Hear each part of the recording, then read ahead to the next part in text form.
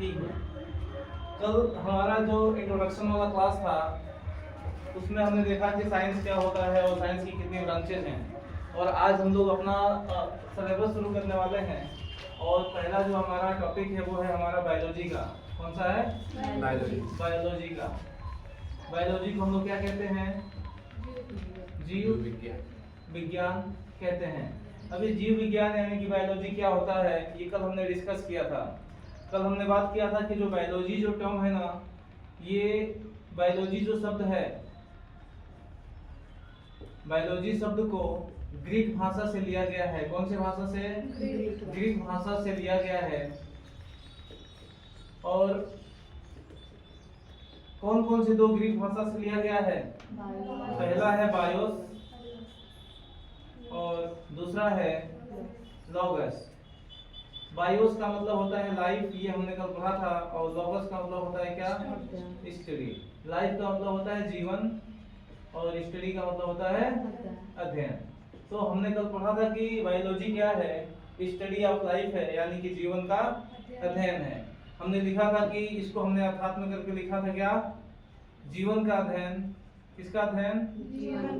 जीवन का अध्ययन जीव विज्ञान कहलाता है। कौन सा विज्ञान? जीव विज्ञान कहलाता है। अब जितने भी सजीव है ना, जितने भी सजीव हैं उन सभी सजीवों का अध्ययन हम क्या करते हैं? जीव विज्ञान में करते हैं।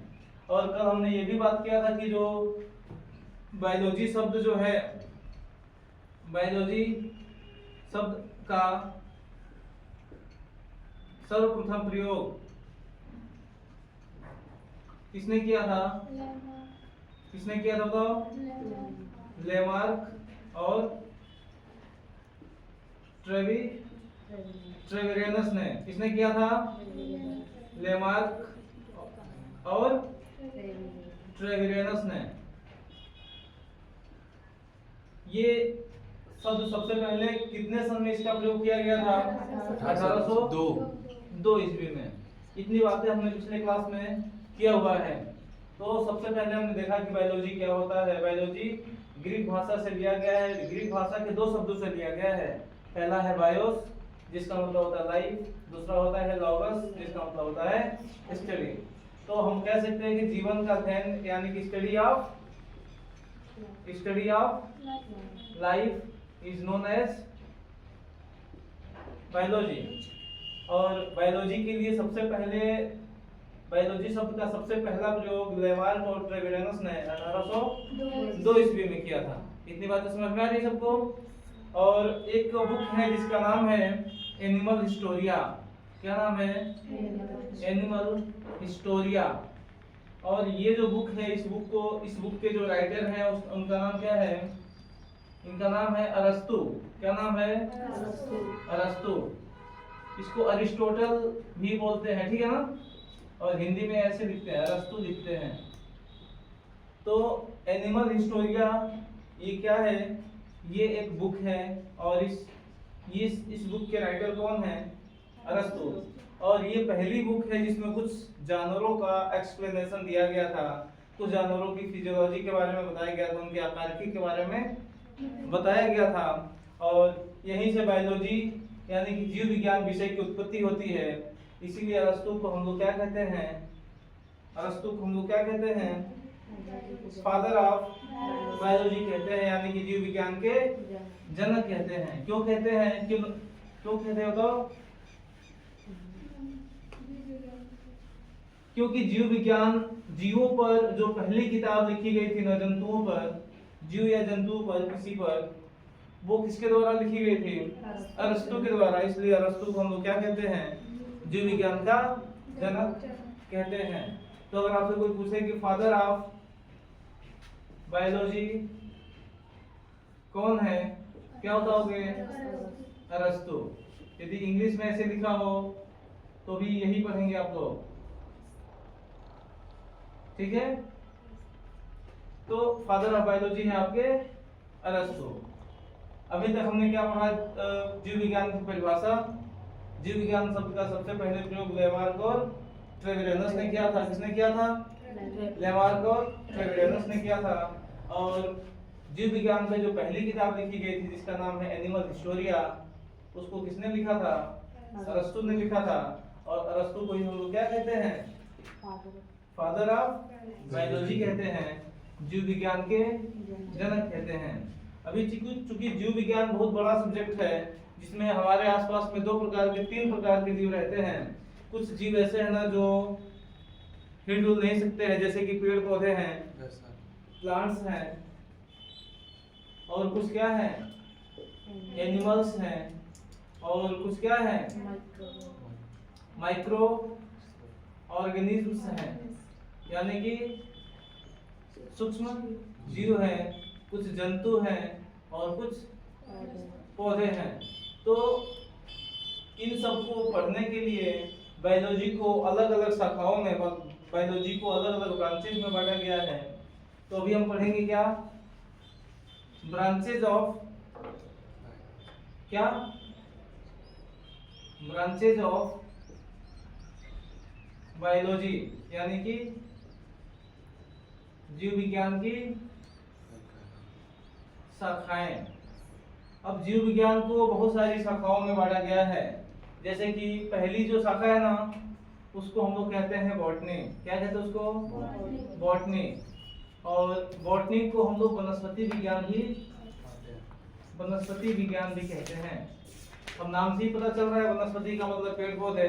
तो यह है जीव विज्ञान की वह शाखा जिसमें किसका स्टडी किया जाएगा? पेड़ पौधों का, यानी कि वनस्पतियों का अध्ययन किया जाएगा। और इसमें क्या किया जाता है? स्टडी ऑफ क्या? प्लांट्स। तो बॉटनी में हम किसका स्टडी करते हैं? प्लांट्स का स्टडी करते हैं। और इसके जो जनक हैं, इसके जो फादर हैं, कौन है? फादर ऑफ बॉटनी कौन है? थियोफ्रेस्टस। क्या नाम है? थियोफ्रेस्टस। तो बॉटनी को हमने पहली शाखा के रूप में पढ़ा, बॉटनी यानी कि वनस्पति विज्ञान। और इसमें हम किसके स्टडी करते हैं? प्लांट्स का स्टडी करते हैं। और बॉटनी के जनक आपके थियोफ्रेस्टस माने जाते हैं। ठीक है। जीव विज्ञान की जो दूसरी शाखा है उसको हम लोग कहते हैं क्या? जूलॉजी। फर्दर ये जूलॉजी जो शब्द है ना, ये दो अलग अलग शब्दों से मिलकर बना हुआ है। पहला है जून और दूसरा है क्या? लॉगस। जून का मतलब होता है एनिमल्स और लॉगस का मतलब अभी हमने पढ़ा है ना, स्टडी। मतलब क्या है? Study of animals. जंतुओं का अध्ययन क्या कहलाता है? जंतु विज्ञान, यानी कि इसको हम लोग क्या कहते हैं? इसको हम लोग जंतु विज्ञान कहते हैं। और ये क्या है? जंतु विज्ञान, स्टडी ऑफ क्या? एनिमल्स। इसको हम लोग जंतु विज्ञान कहते हैं। अब जंतु विज्ञान के जनक कौन है?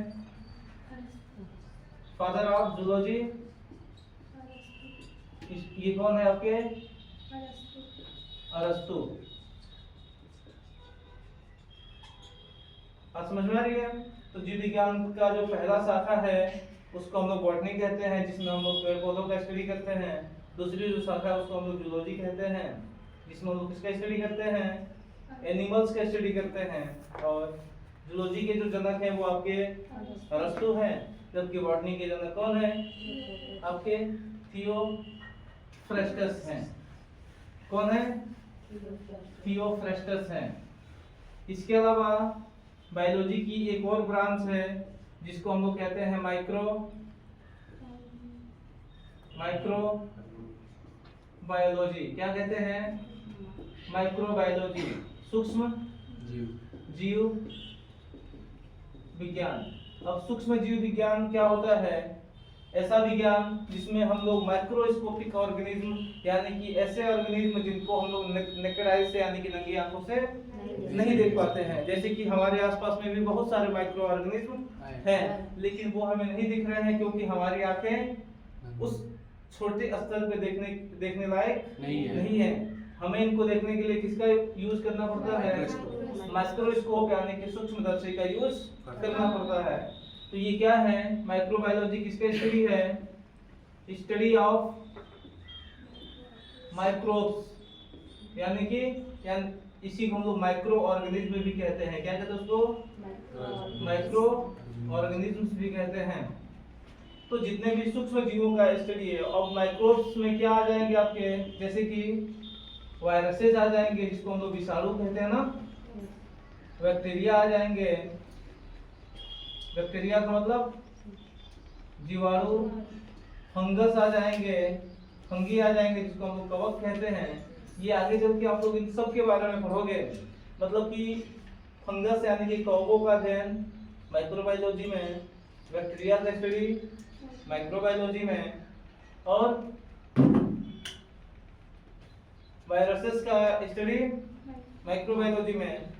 उसी प्रकार से पानी में भी बहुत प्रकार के छोटे छोटे सूक्ष्म जीव पाए जाते हैं, जैसे कि तालाब वाला पानी हो गया, अमीबा का नाम सुने हो, अमीबा हो गया, पैरामीशियम हो गया, यूग्लिना हो गया। इन सब का स्टडी हम लोग किसमें करते हैं, माइक्रोबायोलॉजी में। माइक्रोबायोलॉजी के जो फादर है ना, फादर ऑफ माइक्रोबायोलॉजी, ये कौन है, कौन है बताओ, एवी लीवेनहॉक, एंटोनी वॉन लीवेनहॉक। और इन्होंने किसकी खोज किया था सबसे पहले, बैक्टीरिया। किसकी खोज किया था इन्होंने, बैक्टीरिया की खोज किया था। और एंटोनी वॉन लीवेनहॉक को हम लोग फादर ऑफ माइक्रोबायोलॉजी कहते हैं। तो अभी तक हमने बायोलॉजी की 3 ब्रांचेस पढ़ी है। पहली ब्रांच बॉटनी, वनस्पति विज्ञान, जिसमें हम लोग पेड़ पौधों का स्टडी करते हैं। दूसरा जूलॉजी, जिसमें हम लोग जंतुओं का स्टडी करते हैं। तीसरा माइक्रोबायोलॉजी, जिसमें हम लोग सूक्ष्म जीवों का स्टडी करते हैं। एक और ब्रांच है जो आगे चल के आप लोग पढ़ेंगे, जिसका नाम है जेनेटिक्स। क्या नाम है, जेनेटिक्स। अब तुम लोग कुछ नोट नहीं कर रहे हो। चौथा कौन सा है, जेनेटिक्स, यानी कि अनुवांशिकी। ऐसे कथा सुनने के लिए आए हो केवल, जो यहाँ पे पढ़ाया जा रहा है उसको नोट भी करना है। बाद में मैं इसको लिखवाऊंगा, वो अलग से और समझ आएगा ना। ठीक है, अभी रुक जाओ, ये लिखवा दूंगा अभी थोड़ी देर में। इसको हम लोग कहते हैं अनुवांशिकी। क्या कहते हैं उसको, अनुवांशिकी। अभी अनुवांशिकी क्या होती है, अनुवांशिकी विज्ञान की वह शाखा है ना जिसमें हम लोग हेरिडिटी और इवोल्यूशन का स्टडी करते हैं। हेरिडिटी का मतलब समझते हो, जैसे कि जो ट्रेट्स यानी कि जो लक्षण जो एक पीढ़ी से दूसरी पीढ़ी में जाते हैं। जैसे कि हमारे अंदर लक्षण हमारे पेरेंट्स के हैं, बस समझ में आ रही है, वैसे ही हमारे पेरेंट के जो लक्षण होंगे वो किसके होंगे, वो उनके पेरेंट्स के होंगे। बस समझ में आ रही है। तो ये जो ट्रेट्स यानी कि जो लक्षण एक पीढ़ी से दूसरी पीढ़ी में क्या हो रहे हैं, एक पीढ़ी से दूसरी पीढ़ी में जा रहे हैं, इसी को हम लोग क्या कहते हैं, हेरिडिटी कहते हैं, अनुवांशिकी कहते हैं, अनुवांशिकता कहते हैं। बस समझ में आ रही है। और इवोल्यूशन का मतलब, जैसे हमारे अंदर बहुत सारे ऐसी ऑर्गन्स हैं जो जिनका हम काम नहीं यूज नहीं करेंगे तो वो धीरे धीरे क्या हो जाएंगे, विलुप्त हो जाएंगे, खत्म हो जाएंगे। जैसे कि मान लो कि हमारा ये जो दांत अभी जो थोड़ा सा छोटा हो गया ना, जब हम शुरुआत में जब हम कच्चा मांस खाते थे तो ये दांत का साइज जो था वो बहुत बड़ा था, ताकि वो कच्चे मांस को नोचने के काम में आता था। कान के पास भी बहुत सारी चीजें होती जिसको अवशेषीय अंग कहते हैं। तो जेनेटिक्स किसका स्टडी है, जेनेटिक्स में हम उन लक्षणों का अध्ययन करते हैं जो एक पीढ़ी से दूसरी पीढ़ी में जाती हैं। तो कैसे जाती हैं, किस प्रकार से जाती हैं, इन सब का स्टडी हम लोग किसमें करते हैं, जेनेटिक्स में करते हैं। Study of heredity and evolution. आगे चल के हम लोग इसको पढ़ेंगे अच्छे से। इसके जो जनक कौन है, फादर ऑफ जेनेटिक्स कौन है, मेंडल। कौन है, मेंडल, ग्रेगर जॉन मेंडल इनका पूरा नाम है। तो ये पूरा हमारा जो बायोलॉजी है ना, बायोलॉजी को हमने कितने भागों में बांट दिया, 4 भागों में। पहला बॉटनी, जूलॉजी, माइक्रोबायोलॉजी और जेनेटिक्स। नाम याद रहेगा सबके फादर, बॉटनी के फादर थियोफ्रास्टस, जूलॉजी के फादर, माइक्रोबायोलॉजी के फादर एडी लीवेनहॉक और जेनेटिक्स के फादर ग्रेगर जॉन मेंडल। ठीक है।